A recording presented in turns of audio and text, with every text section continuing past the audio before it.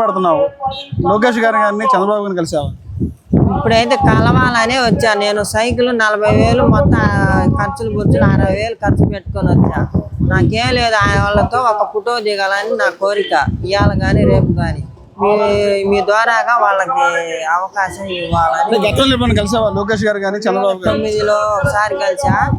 2000 అదే యువకాలం 2024లో జరిగినప్పుడు అప్పుడు ఒంగోలు పోయి స్కూటీ వేసుకొని పోయి కలిసి వచ్చా.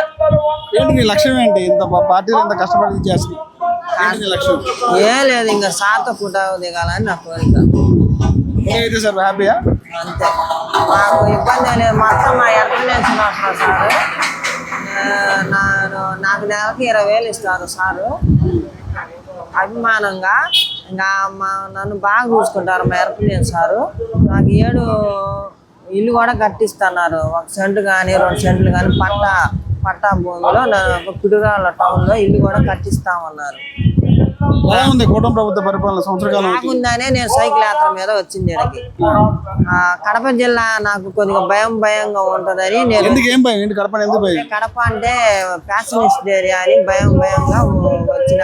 కానీ అదే లేదు, నాకు ఏ మండలం కానీ ఏ గ్రామం కానీ మధ్యలో ఛార్జింగ్ అయిపోయినా పిలిచి వాళ్ళే ఛార్జింగ్ పెట్టి ఇచ్చుకొని భోజనం పెట్టి పంపించారు.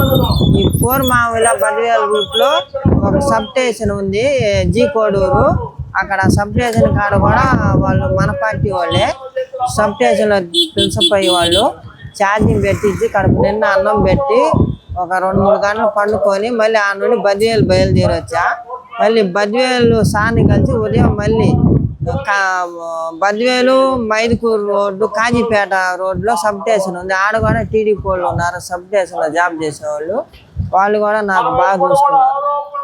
పిడికిరాల నుంచి సైకిల్ యాత్రగా బయలుదేరి ఈ రోజు ఇక్కడ మహానాడు ప్రాంగణాన్ని చేరుకున్నారు. జగన్ ఏదైతే ఉందో చంద్రబాబు నాయుడు గారు లోకేష్ గారితో ఫోటో దిగటం నా లక్ష్యం అని చెప్తున్నారు. గతంలో కలిశాను, గతంలో నాకు టీడీపీ పార్టీ ఉద్యోగం కల్పించింది, మరలా వైసీపీ వచ్చిన తర్వాత ఆ ఉద్యోగాన్ని తొలగించింది, మరలా ఈ రోజున మంచి రోజులు వచ్చని చెప్పి కూడా చెప్తున్నారు. కెమెరామెన్ నితీష్తో రాజ్ కమల్, S4 మీడియా, కడప మహానాడు.